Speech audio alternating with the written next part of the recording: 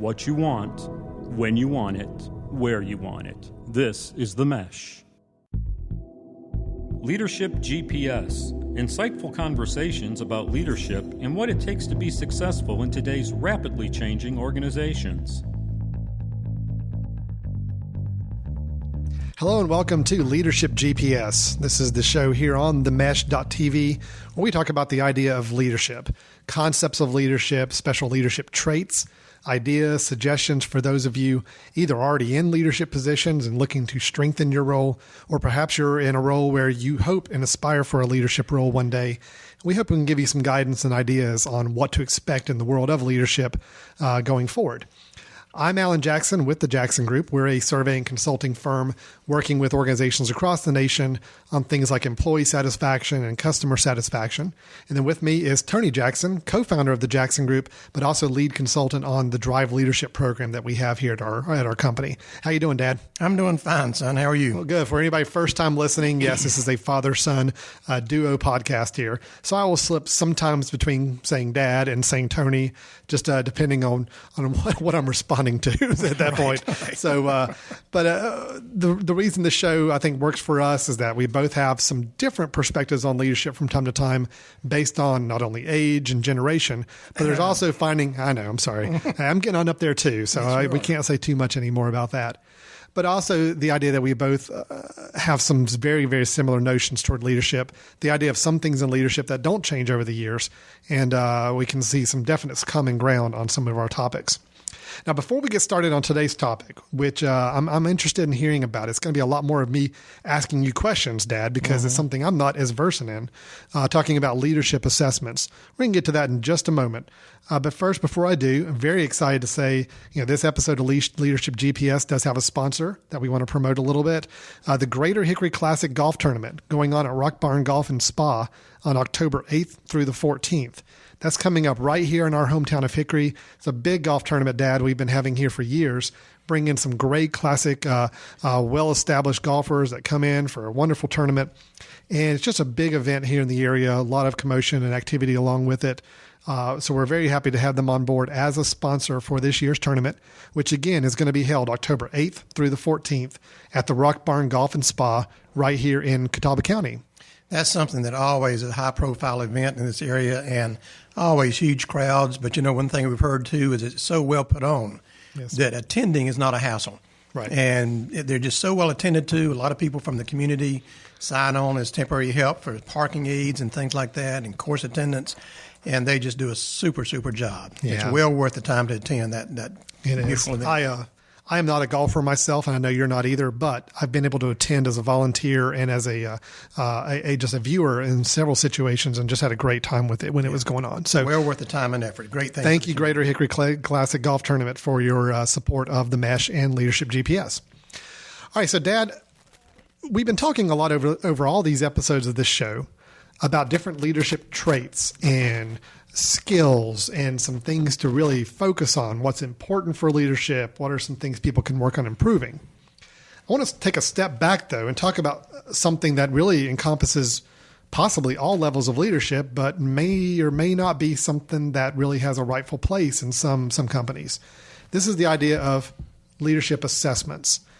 I know I've heard of a lot of different leadership programs, and of course the ones that you administer and work with organizations on through Drive Leadership, where leadership assessments seem to come in as a part of that process very often. What we're talking about is the idea of a survey, questionnaire, instrument that's administered to someone either already in a leadership role or maybe looking to advance into a leadership role to help give us some information about that person and their fit in a leadership role. Yep. Now, surveys are kind of my thing. I do a lot of survey work, just like you have over the years. Employee satisfaction, leadership satisfaction, that's a lot of what I spend day to day working on. So I'm intrigued by the idea of leadership assessments. I've taken quite a few myself. I've seen the reports. I've seen the analysis. But I really want to hear from you, just in your experience and what you've done with these. Should they be used at all? I mean, that's the first question I guess I'm going to throw out there for you. These assessments, do they have a rightful place in the workplace and in organization structures when it comes to leadership? Well, if it's drive leadership you're employing me to work with, the answer is yes. Okay, good. All right, so go ahead and put that filter on there now. That's right. No, I think I can take a healthier and more neutral view on things as we talk about leadership assessments, because honestly, Alan, leadership assessments and the use of them kind of go in peaks and valleys. Mm-hmm. And depending on who puts out the latest instrument, who's using it, who touts it, and that type of thing. Although there are some that have been around for years and years and years, since the 40s, when those types of assessments really took hold as GIs came back from the war and were looking to fit jobs and what could they do well and what were they trained for. Those were different types of assessments, obviously, but they've evolved over the years, and they have many, many different roles that can be played. Okay. But because there are many roles that can be played, you also have to ask the question, not only should we use assessments, if I'm talking for an organization, right, but also you need the very central question answered, what are we going to do with the information? Right. What's it going to help us learn or know, and how do we use it? Okay? Well, in that case, it's very similar to what we say about employee surveys. Yeah. It's one thing to go out there and conduct an employee satisfaction survey, but if you don't have any plan or method for feeding back and using that data, then don't do it. Absolutely. So you're saying the kind of same thing right off the bat is unless there is a process in place for how you're going to use that data you collect from a leadership assessment, don't just do it just to check it off a checkbox and say we did it. That's right. Right. That's right. And it has to have some payoff, some usability to it. And it's either for the individual taking the assessment or for the organization that asked the person to take the assessment as a part of a developmental process. Okay. So if I'm a leader in an organization, and let's say it's a good size organization, maybe a couple hundred employees or so, should I use a leadership assessment? I mean, and if so, why? What would be the key drivers to ask me the question of why I should use one or not? Well, okay. First of all, you already said that you're already in the organization as a leader, yes, right? Right. So this is not like an entry requirement, and it's not like a predictor of success of leadership. Mm-hmm. But suppose that you're a leader already entrenched in a job as a leadership role, okay?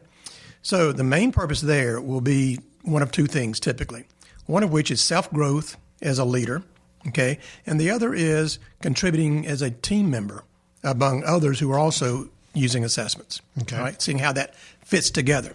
All right. So let's talk about the individual, first of all, who's already a leader and who, because of the organization makes it available or they choose to do it themselves, wants to take an assessment to find out kind of where they are. Okay. And hopefully how and where they can improve. So the idea of somebody deciding and volunteering that they want to do this themselves, or maybe they want to seek out a leadership assessment tool that they can use. It can just be that self-improvement idea of this is something I want to work on, so I'm going to go out and find this assessment and take it. Let me tell you that I'm sitting here smiling because a lot of times we misuse these things. Sure. When I was in graduate school, getting an MBA, there was a weekend program, an executive program at Wake Forest University's Babcock School of Management. I remember the first assessment that I can ever remember taking, except in college classes where you took them as kind of a learning exercise. Yeah. The first one I ever took that I remember very specifically was the Myers-Briggs. Yes. Okay. Sure. You remember this? Yes. Because you were a young tyke at the time, and with your brother and also your sister. And I can remember taking that Myers-Briggs and getting so pumped up about it, and so like, gee whiz, this is me. You know, I didn't ever stop to think, well, it should be because I'm the one that answered the questions. Right. That's right. But what I couldn't wait to do was to come home and give that assessment to my wife and to each of you guys, the kids. Yes. And it's almost like, well, boy, that was interesting. I'm going to go do it to my wife and my kids. Just as a side note, this is what to expect if you're the child of a consultant, is you will be subjected to assessments and tools at a very young age. So. That's exactly right. And it continues this day because you just did one for me not long ago. I did. So did Mary Margaret over here recording this. Well, the key then is a real central message. If the only reason to do an assessment is because it's interesting, neat to know, forget it. Sure. Okay. There are several things that ought to use that we ought to use as a definition or requirement, if you would, to determine whether or not we should use assessments in a leadership role in an organization, condoned by the organization. One of which is, of course, how will we use the data that comes from that? Mm-hmm. Secondly, does it provide something more than just interesting self-scoring feedback? Right. In other words, does it give you some comparison points? Okay. Does it compare you to the model of leaders that we want to shoot for in our organization? Does it give you comparison to other known leaders across the country as kind of a benchmark about how I am compared to where most leaders come out on a survey instrument? All right, Those types of but things. let me ask a question here. Don't we open a little bit of a problem situation sometimes that somebody could be a good leader, take one of these leadership assessments, or maybe they're looking to be a leader in the organization, Yep. and their strengths in this leadership assessment do not map with what the organization had set as a model of what they're looking for in a leader. Yep. So in a way, taking this assessment could be, you're shooting yourself in the foot a little bit. Yep. Okay.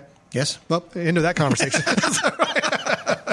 That's why I'm going back. You have to have good intent for this. Yeah, sure. And you know what? I mean, taking assessments, if it's somebody else is asking you or encouraging you to take an assessment, there's always key questions in some people's minds before they take it. Mm-hmm. Who's going to see the results? Right. All right. Is it going to be used against me? Mm-hmm. How am I supposed to come out? Those types of things are going to be asked. And for that reason, self-scoring or kind of the self-reporting, we call it, instrument is valid because it's giving you feedback about yourself and how you see yourself. Sure.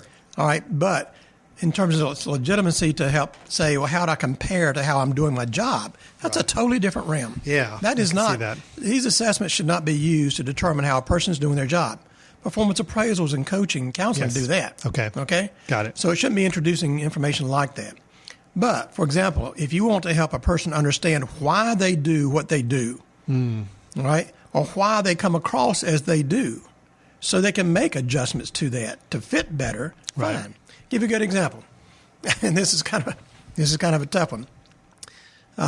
Worked with an organization one time where the department I was working with was a pretty tough group. They really were. Sure.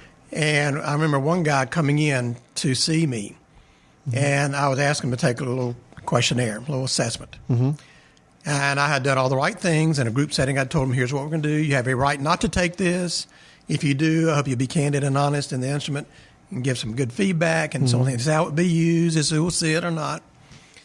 And one of the guys that came in to sit down and take the assessment with me there and then follow up with an interview started off by saying, am I in the right place to see my psychiatrist? Yuck, yuck, yuck, yuck. Right. All right, what am I supposed to put down and answer on this thing so I won't get in trouble? And that's how he approached it. Oh, boy. I mean, that was a waste right there. All right. However, other people, we've been called in to coach and work with individuals as leaders who simply have been derailed somehow in their practice of leadership. High turnover in their department because of the leader and their behaviors. Poor communication styles in that department from the leader. Sure. A harsh style of leadership with people and supervision rather than one that is guiding and directing. Okay. Right. And sometimes helping a person take a look at themselves as neutrally as possible and then simply say, okay, this is how I am. This is me. But then they need somebody to interpret it and work with them and say, okay, and how you are works for you or doesn't work for you in this particular organization. So if I'm someone who just decides on my own to take a leadership assessment survey because I want to find out where I am, I want to find out strengths, weaknesses, areas that are better fit. Right. That's an okay process if it's something where you honestly are wanting to use it as a tool to try to find out where you might be a better fit in future leadership roles or where your strong suits lay. But it also could be a tool that if you had somebody to help you interpret it and work with you on it, it's a good process there. Yes. Yep. But if you're taking it because it's a requirement and you have no intentions of being honest on it, you have every intention of treating it like a psychology test, and I'm just going to put down what I think they're going to want to hear. I'm going to game the system. Then it's obviously not going to do anything for anybody at that point. Right. So that is a danger. Now, because I wanted to get a little bit to the other side of the why question, why or should an organization require or use leadership assessments as part of a standardized process for people going into leadership roles? All right, you're talking about going into a leadership role Yes. beforehand. So in other words, an organization says, you know what, before we hire a new director or a new VP, we do need to have this assessment done on this person. Yeah. Some organizations do this, some don't. What's your take on this? Is that something they should, or if so, why? I find less is done in terms of leadership assessments like that rather than personality testing, which there's some strict guidelines about what you can and can't do. Sure. Well, when a leadership assessment is used, most organizations want to use it as a predictor of success as a leader.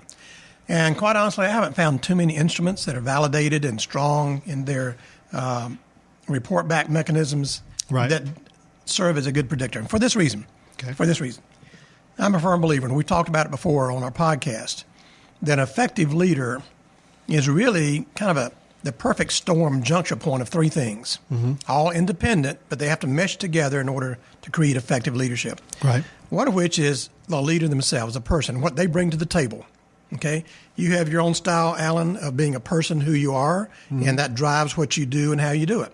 I have my own style, and that drives what I do and how I do it and what I'm comfortable with. Right. Okay, so we bring in something with us to that matrix, if you would. The second thing is that you have to look at what those other people that you're charged with leading. Sure. Okay. Your team, Absolutely. Sometimes, we're asked to lead a pack of anything but healthy employees. Yes. Sometimes we're asked to lead people who are lower skilled than what they need to be for their job. Right. And we're supposed to bring them along. Sometimes we're asked to lead a group of superstars. And there are others who have high ego needs and all of these types of things. So you have to look at understanding where the organization is putting you to be a leader. Okay. And the third is the organization itself. Are you supported as a leader? Do they allow you to lead successfully? Right. I've been in situations where we actually had to recommend this person should not be in this leadership role because the organization or the people that they're charged of leading will not allow them to be successful. There's no way they can be successful. So in other words, no matter how good they are. The individual, I was going to say, the individual could be an outstanding leader. Absolutely. But if it's not gelling with where the organization needs to be in their team that they're actually going to be supervising and managing, if it's not going to be a fit, it's best to avoid that altogether and not bring them into a dangerous situation where they can't succeed. Yeah, a good, simple, and simplistic example of that. You take a leader or a person who is extraordinarily oriented towards data and numbers, black and white decision-making, concreteness, not abstract ideas, and so on and so forth. Okay, that you can learn about where you are from assessments. Right. But suppose that same person who is oriented towards data and black and white decision-making, that type of thing, is asked to be a leader, or for some reason ends up in a social agency type of program. Right. Where everybody is very feelings-oriented, where they serve people's needs, high customer service needs, and those types of things. Right. This person isn't going to fit too well. They speak a different language. Doesn't mean they're a bad place. Doesn't mean they're a bad leader. No, because you put them into a high-tech firm, or you put them in an engineering firm, they will probably excel. So what you're saying is in leadership assessments in those situations can be very valuable because not only have we, as an organization, not wasted time, money, and effort trying to fit somebody into a role that they're not going to be suited for, but we've also helped that individual and that we've not set them up to be a failure. That's right. That's right. And think about it as today, because there's a lot of people on the marketplace today, and there are a lot of times in interviews where a person applying for a managerial or responsible position, hence hopefully a leader position, I won't say sells people a bill of goods, but there could be that temptation. Sure. I need a job. Oh, yeah, I can do that. Yeah, I can be successful. Here's what I've made. So sometimes this feedback, not to say, do you pass test to be a leader here, or how successful might you be, but hey, let's give you some feedback about who you are coming in this organization and whether that's a fit or not. Where you're going to be comfortable here or not. Right. I know I've actually seen some situations. Of course, we have a lot of people that apply for jobs with us and send in their resumes. Some of them will attach a leadership assessment that they did on their own. Now, you take those with a grain of salt. I mean, of course, I'm going to look at something like that somebody sends me as a resume and realize that, yes, it is completely possible somebody could go into one of these assessments and answer the questions the way they think they need to answer them to get the job. But at the same time, it's also useful information. If I feel like I can trust the data in it, if you can trust the data, then it does go ahead and tell me, okay, this is the kind of skill set this person would bring to the table. Is that a fit for this role or not? And it helps to do a little bit of pre-screening. Absolutely. From that angle. If somebody attached results of an assessment that they voluntarily took or sought out to take on their own to an application to my company, I would be impressed by that, not from what the assessment tells me, but they took the initiative to learn on their own. Yes. Okay. Great. That's if it's because, well, they made me take this somewhere else, and you're probably like what you see. That type of, sure. That's not impressive. Okay.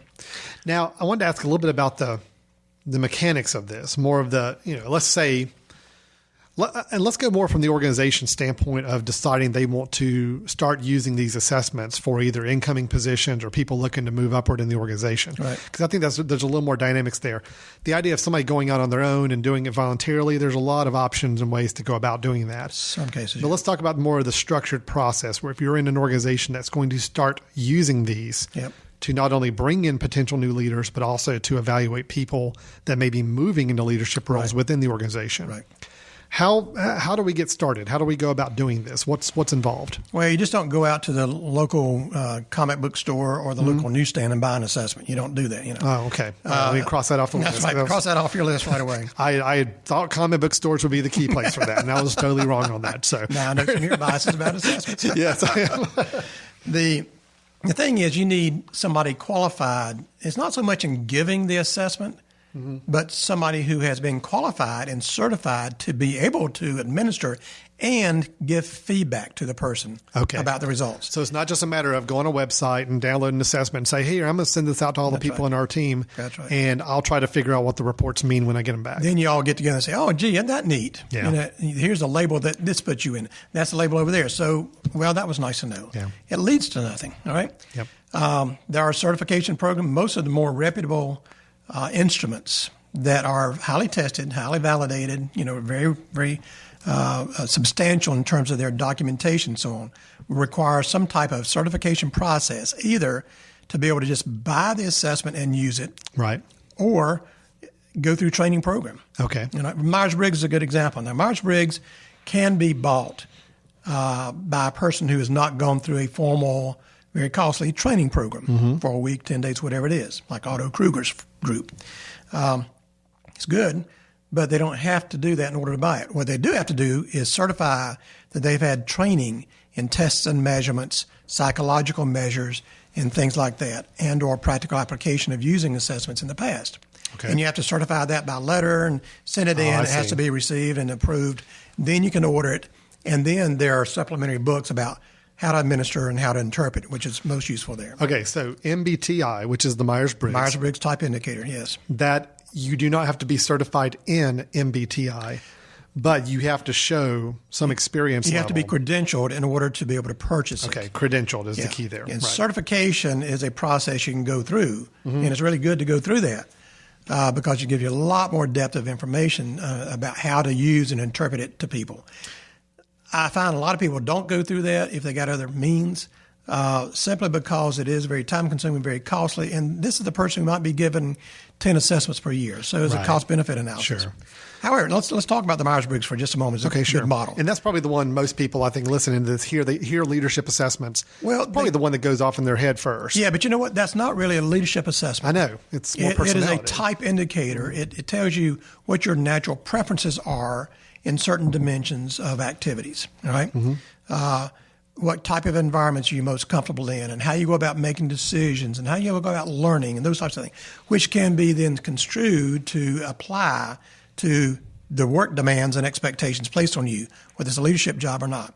So it has some leadership indicators. Oh, absolutely. But yet it's not a strictly meant for leadership That's assessment. exactly right. Okay. For example, it gives you some great feel about your tendencies and your preferences about making decisions and your communication styles, both very substantial leadership traits that you want people. Right. But there's no model that says, oh, but you need to be over here rather than here in your scoring to be a good leader. Okay. There's none of that, and that's good. It's simply as personal feedback about what you bring to the table, what's naturally you, where your comfort zones are, and what your natural preferences are. Okay. So there's no judgment involved in this on any kind of fit or role. It's more of a Shouldn't be. This is where you are. Shouldn't be. That's Because, right. I mean, I've seen obviously the report breakouts and the matrix of different combinations 16, of the 16 different. All 16 have valuable strengths to There's them. not a bad one in there. Exactly. That's right. Right. That's So right. no matter where you fall, there's leadership potential, but it is helping you understand where you might be a better fit than others. Now, helping you understand a better fit, understanding why you have a tendency to do certain things, and you can change those preferences. I mean, they're kind of ingrained like values.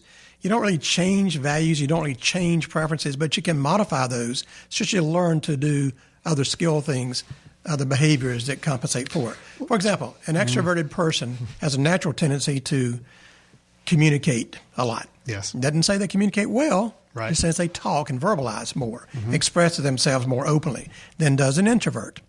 But that doesn't say that an extrovert, you have to be an extrovert to be a good leader. Right. And Sure. so it can be just the opposite, in fact. Well, I think especially you and I think we've both seen this happen on our own assessments we've taken where I think you and I have both shifted a little more from the extreme extrovert that we both used to be. Yep.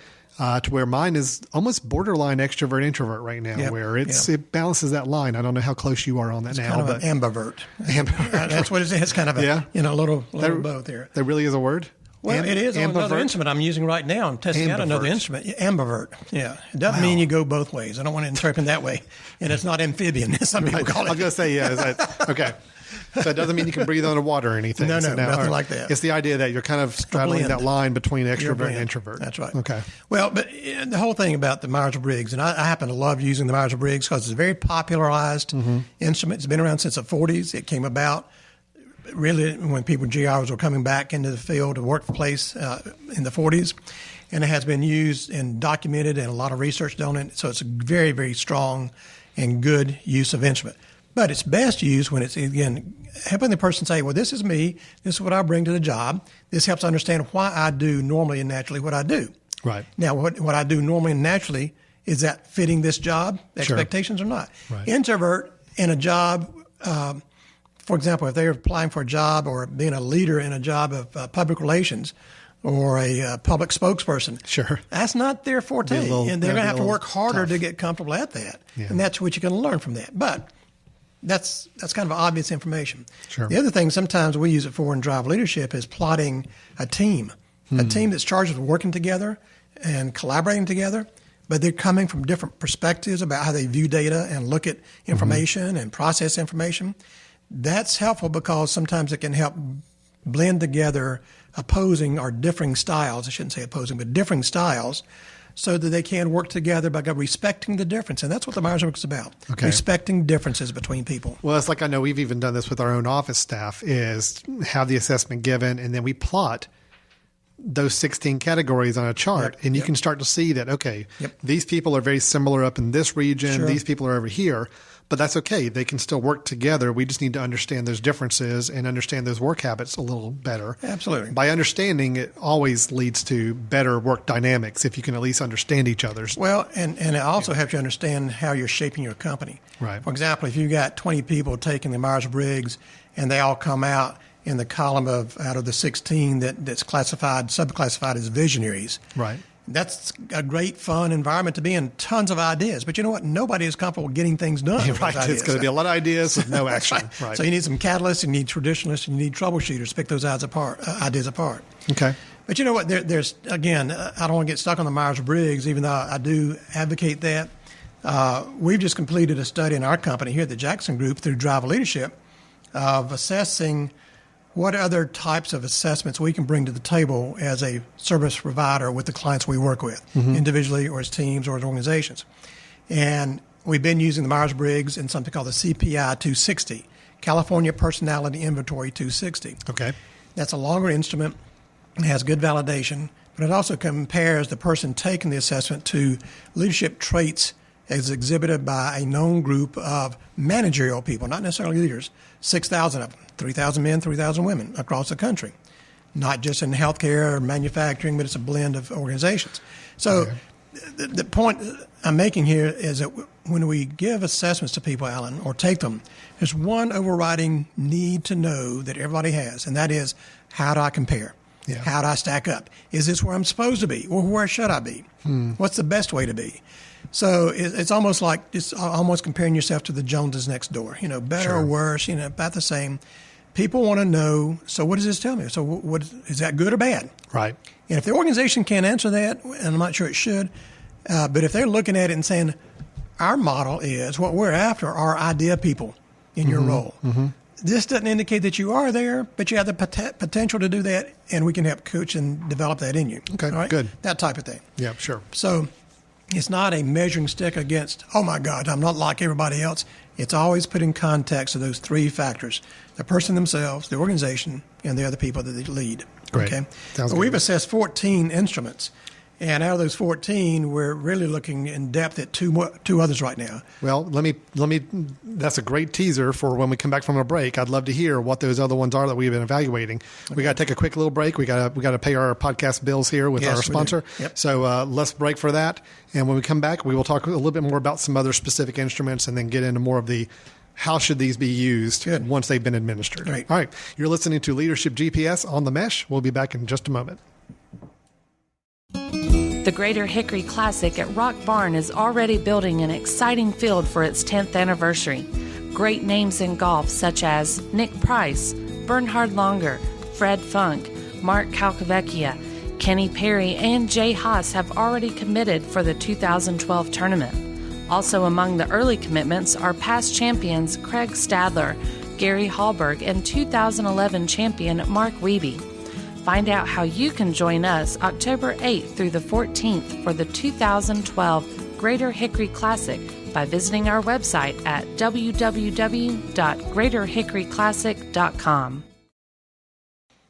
Welcome back to Leadership GPS here on themesh.tv. We are right in the middle of a discussion about leadership assessments.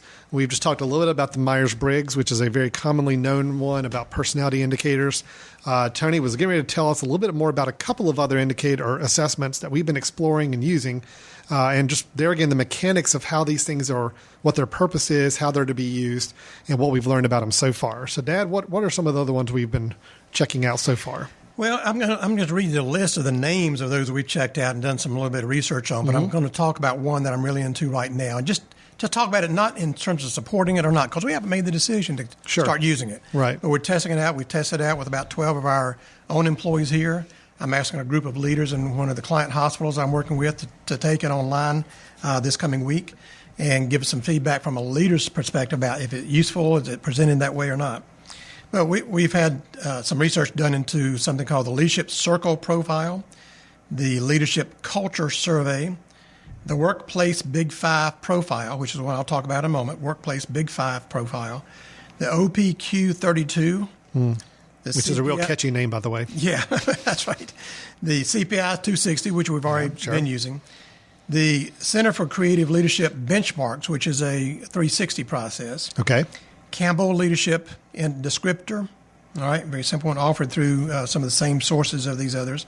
Skill Scope, which is a modified 360, is kind of a simpler 360. Everything DISC, DISC, a lot of people use the DISC model, 363 for leaders. Everything DISC management style, there's two different instruments. Related Best Self-Exercise, that's a real strange one. I find it tough to even say that.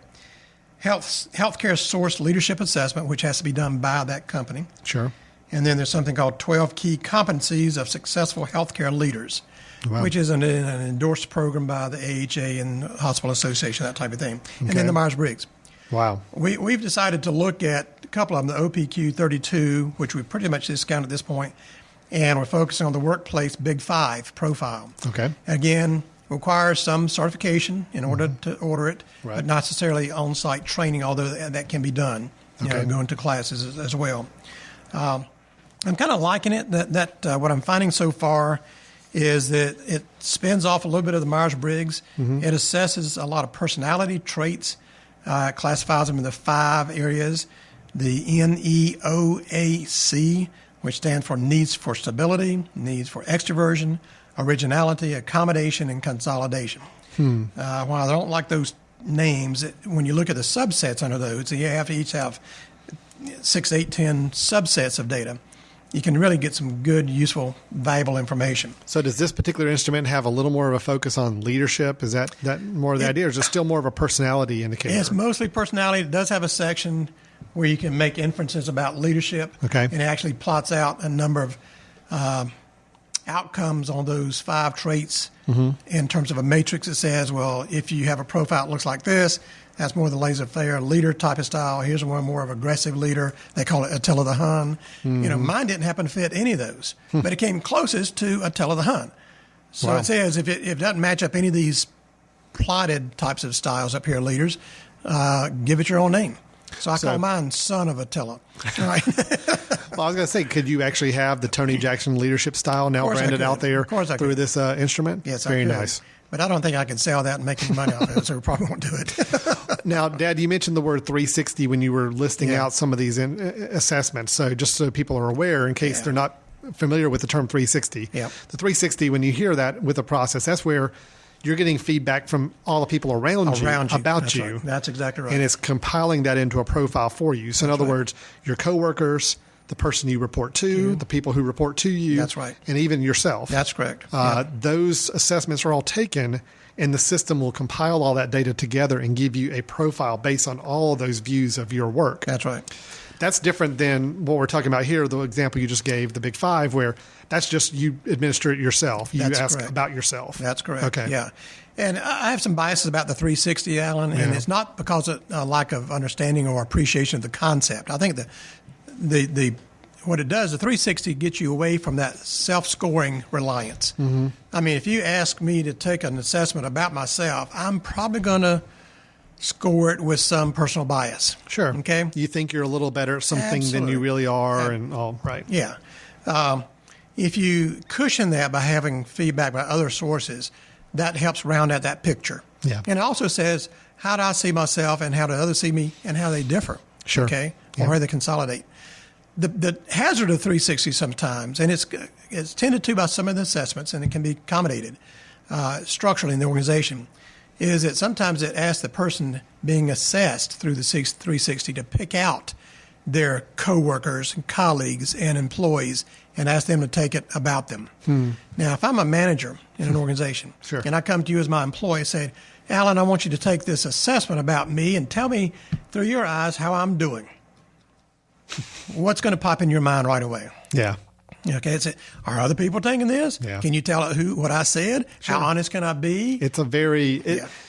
I actually have a family member recently that had to was asked to take part in one of these processes, Really? Yeah. and it's tough. It's a little tricky. It's a little. There's a lot of confidentiality concerns. There's a lot of concerns about what this is going to mean for the relationship with that person in the future. Yep. A better and healthier way is we use an outside resource or HR resource from the company or whatever resource you might have. Organizational development consultant. I don't like to tout using psychologists because that communicates something totally different to people. Sure. Like, oh, you're going to fix me, you know. But if you use an organizational development specialist hired within the hospital, a good professional HR person who has had training in test and measurements and that type of thing, fine. Or you can use an organizational behavioralist like I am, a consultant from the outside. Well, what's the best scenario on the 360 is where that person identifies the colleagues and the employees and anonymously, ask them to participate in that. So there's no... so the person being evaluated doesn't know who the individuals are that are being invited to evaluate them. That's right. And the person that's being asked to evaluate someone can be told with high level of confidence they don't know who's taken this. That's exactly Good. right. All right. That's right. So it's all in the use of and the methodology rather than is the 360 a good thing or not. I think 360s are great. Yeah, I was going to say that the 360 processes I've been a part of, and actually our firm over the years has actually helped some organizations create a 360 process and run all the data. To me, the greatest value there is it does combat a little bit of that self-surveying, self-assessment. Yep. Where I, as an individual, may say, well, I think I'm a great communicator. I think everything I say is clear and concise and makes great sense. Yep. And then the people around me say, not so much. Yep. To me, that's a huge eye-opener for the individual. As long as they can take it as a constructive tool and see it as this is not somebody's trying to complain about them or argue with them. It's really just, I'm giving you some feedback on your style. That's right. It's a great tool for if you're willing to accept that kind of criticism or feedback. Well, the 360 is by using it that way, giving you feedback about your style or about your behaviors in your leadership role is much more akin to performance assessments. Right. Yeah, you're right. Rather than just self-assessing about what I bring to the table. Sure. Because they don't know. They don't know. All they see are my behaviors as a leader, which is good. And if you're looking to say, well, how are your leadership behaviors coming across to others? And then they fit. And are they compatible with where we're trying to go? It's great feedback. And you hit on an important point there. So the 360 really is more of a tool for someone who's been in a position for a period of time, obviously enough time where people around them can give some good, honest feedback on their role and performance. So it's not as much of somebody new's coming in the organization and let's get some assessment on them. That's really a different type of assessment altogether. 360 is more you're using you're using some experience and history that person's had in the organization to help build They a actually good cohesive see and picture. know. That's exactly right. Okay. They have to have that experience base. So let me ask you, and I don't want to get you off subject. I know you. Oh, you don't? No. Okay. I know you listed a lot of the different instruments and assessment tools out there, but let's say an organization has decided that, yes, we are going to start using one of these leadership assessment tools of some sort to use for people either coming into the organization or for some of our maybe mid-level managers or directors that are looking to excel with the organization. Right. Let's say we've picked out an instrument. The organization says, you know what, I think this is the one we want to use. Mm-hmm. You've done the assessments, you've performed them, you've got some data. What do you do with it? Okay. I mean, at that point, you've got a report sitting on your desk, whether a consultant has helped you create that report, right, or something you have been trained on your own to learn how to interpret. What do you do with them at that point? Well, the first thing is you feed the information back to the person who took the assessment. Obviously, right. That's a no-brainer. That's a gimme. You have to do that. You don't want to have them take an assessment on themselves and not see the results. Well, that's the worst thing you can do, because then it's almost like, when that cloud of information, it's going to be used against me. Anytime you create a black hole of information for people, they fill it up with their own information. Okay. Like, gee, I don't know, whatever happened to that. I guess they're somewhere in a locked vault, and they'll pull it up when they need it. So, that's right. So the first thing is loop the information back. And again, you need somebody who can do that skillfully, because if you just sit there and read out a set of scores or profile or color charts to people, and it doesn't put it in context, and how am I supposed to be looking at this? Then you've lost the whole value of it. Second thing is, if you're using the assessments, if your organization's decided to use assessments simply for personal growth and development as a leader, fine. Then let that assessment be part of, or at least contribute to, a growth plan or a follow-through plan of education, self-education growth. Sure. Right? And it should be used that way. Well, you need to brush up on your communication skills. Why? Mm-hmm. Well, first of all, because the 360, for example, tells us that you're not a good communicator with the people that are around you. Sure. Secondly, the Myers-Briggs might have told us that communicating with people one-to-one, particularly about difficult issues, about performance, is a tough thing for you to do. So you probably shy away from it. Right. This organization expects you, though, to communicate with people, give honest, direct, candid feedback to people about their performance, do it skillfully, and do it often. Okay. That's the organizational expectation. Here's what's happening and how you're performing now, and here's why you're performing that way, and it's not up to snuff. Okay. Sure. Then find that useful feedback should lead to an action plan that says, how am I going to gain some comfort and confidence in giving critical feedback to people? Okay. All right. Good enough. Now, you hit on something a little bit earlier I want to kind of circle back to. This idea of not having somebody, or if you don't have somebody that's skilled in interpreting these reports and this assessment and giving it back. In a worst case scenario, what's the harm or danger that could come out of just somebody getting their own report, or a supervisor manager tries to read it out and give it to the person? What could happen from that? There's some dangers there, I'm sure. There are some dangers. Most assessments that are worth their salt take some precautions about that by having some manuals or work through books and that type of thing for the actual person that takes a survey, so they can learn from their own neural. There's some safeguards about that. But otherwise, if that's not present and a person just happens to take it and you give a set of scores, first of all, it could be injurious to their emotional health about how they're seen by others, or how, gee whiz, I didn't know I was that way. Is that going to affect my performance here, or my raise here, or my whatever it might be? So it can be seen that way. Otherwise, on the other side, it can be giving people looking at it and saying, okay, looks like I'm pretty good. No problem. Everything's everything's on the good side of the chart, so I'm okay. I may not be far in the green zone, but I'm in the green zone, that type of thing. And so there could be some, just we see what we want to see, basically. Sure. Or we see what we dread seeing. So the idea here, and I can even give a personal example on this, one of the assessments you had me take a few months ago. Give you the opportunity. I had the opportunity to complete, and I did. I know I got the report back. It was one of them. It's not the one you were just mentioning a little bit ago, but a different one. And it was just a lot of information that, okay, that's nice to know. Yep, that's nice to know. But it didn't tell me anything as what I should take away from it. It's disassociated with any kind of usefulness. Yeah. Where I could see in a situation like that, if somebody could at least help me understand, okay, this is your whole profile. Now, this is what it means for your growth pattern, your plan for the future. That would have been helpful. But by itself, it was just a bunch of, you're good in this, you're not so good in this. You're good in this, you're not so good in this. That's right. And I kind of took it and said, okay, that's interesting, but it's nothing I can really do anything tangible with. So that's really where having somebody trained and ready to understand this. I know some of these assessments try to throw in some boilerplate. This is what this means about you, but it's so boilerplate. It really is not going to be very specific to the organization. That's right. It's not going to be specific to your role.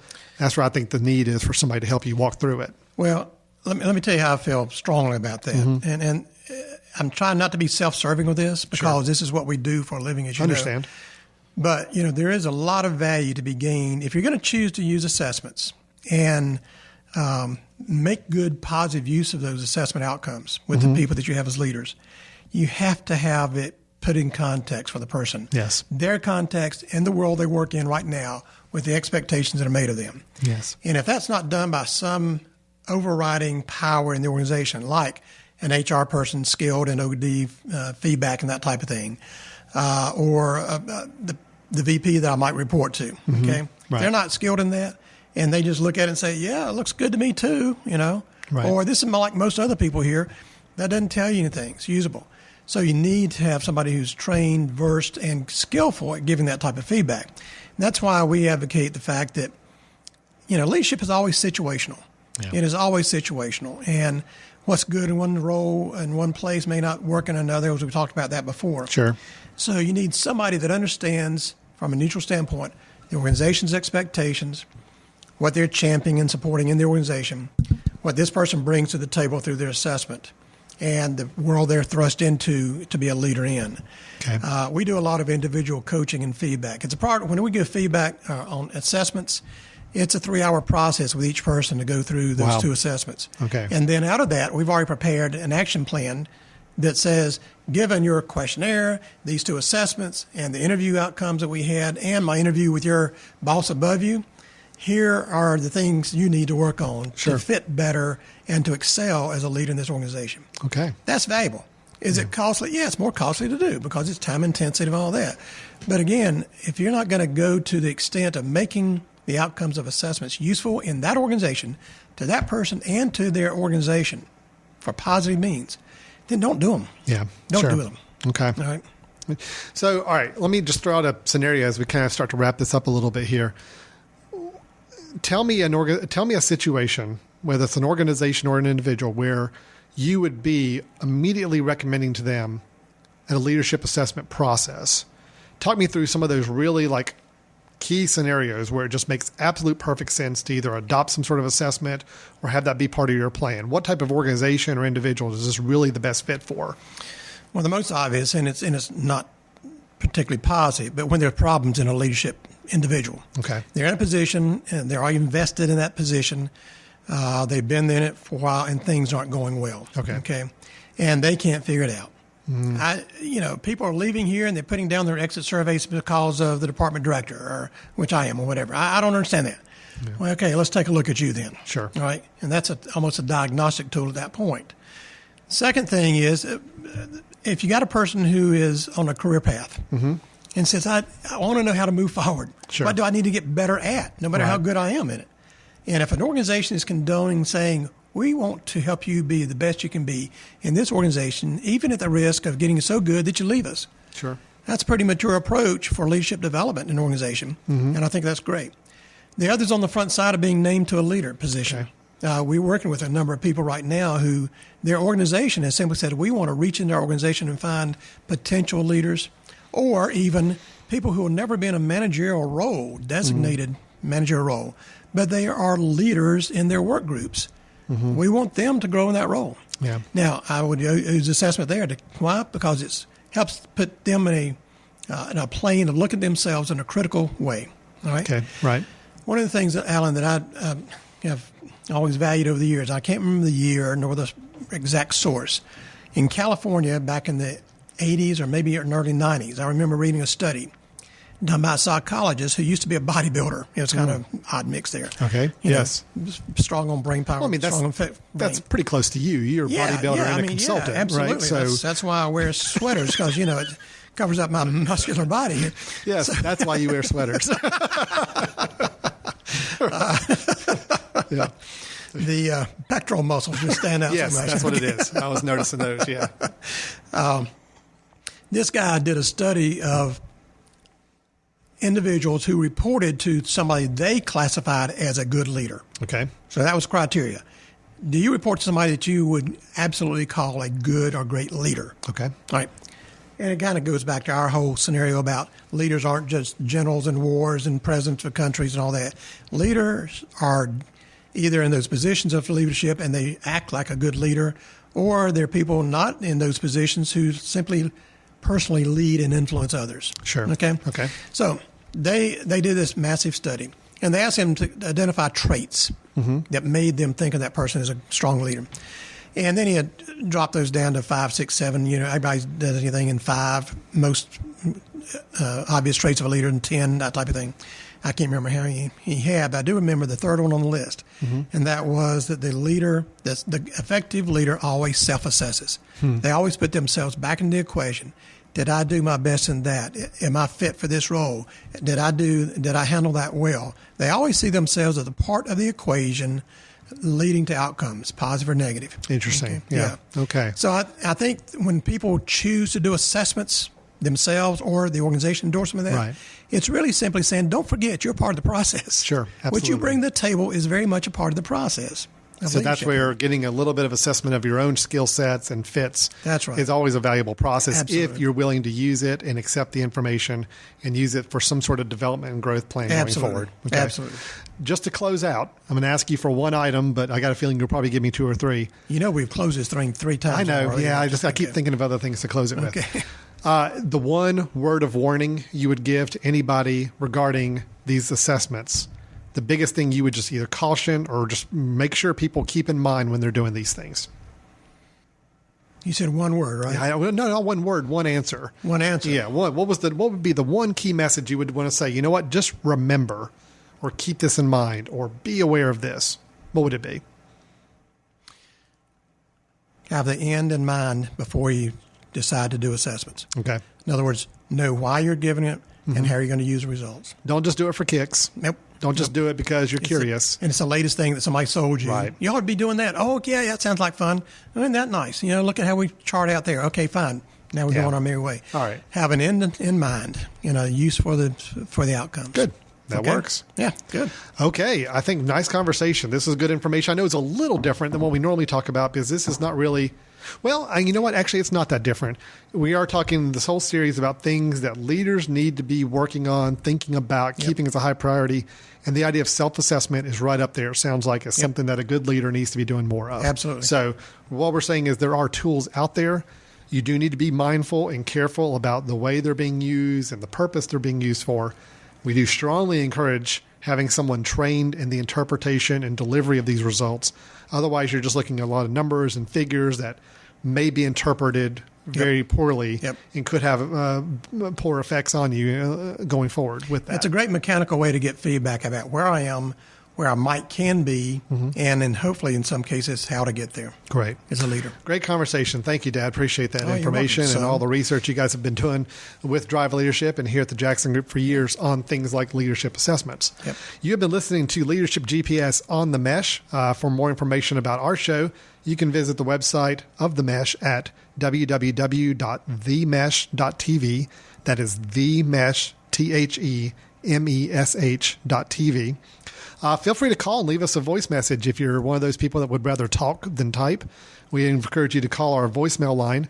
That number is 828-619-0048. You can call and basically leave a message for us, and that's something we can listen to. It may be something where you'd rather talk and have a question, and you'd just rather do that than sending us an email. Now, emails, we do have that available as well. info@themesh.tv. Again, just like the website, info@themesh.tv. And of course, The Mesh is on Facebook, Twitter, all those social media channels as well, where you can always get hooked up with us and go from there. Again, remember, Thanks to our sponsor, the Greater Hickory Classic Golf Tournament, coming up at Rock Barn Golf and Spa in Hickory in Catawba County, North Carolina. That's coming up on October 8th through the 14th. Thanks so much for your support of Leadership GPS, and we're looking forward to a great tournament this year as well.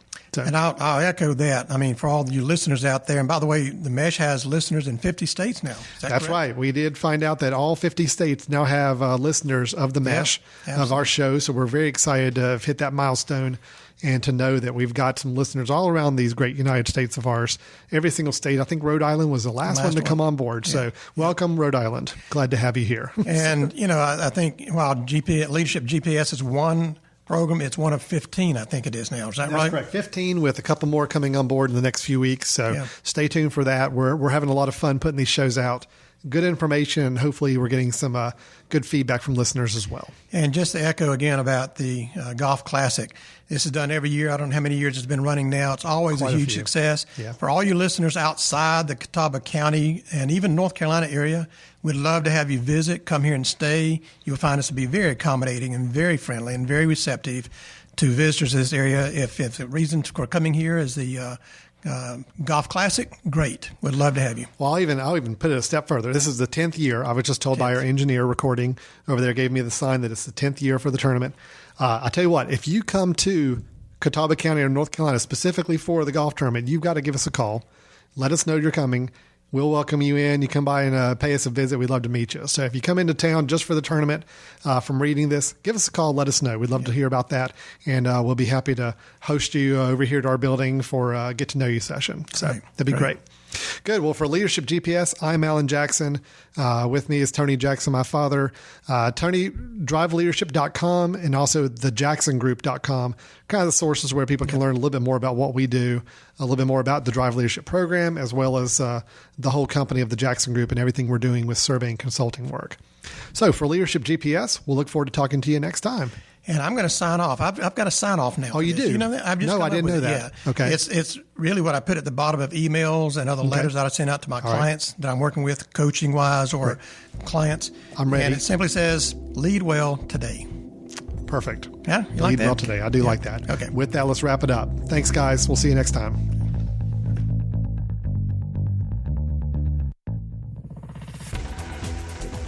You've been listening to The Mesh, an online media network of shows and programs ranging from business to arts, sports to entertainment, music to community. All programs are available on the website as well as through iTunes and YouTube. Check us out online at themesh.tv. Discover other network shows and give us feedback on what you just heard.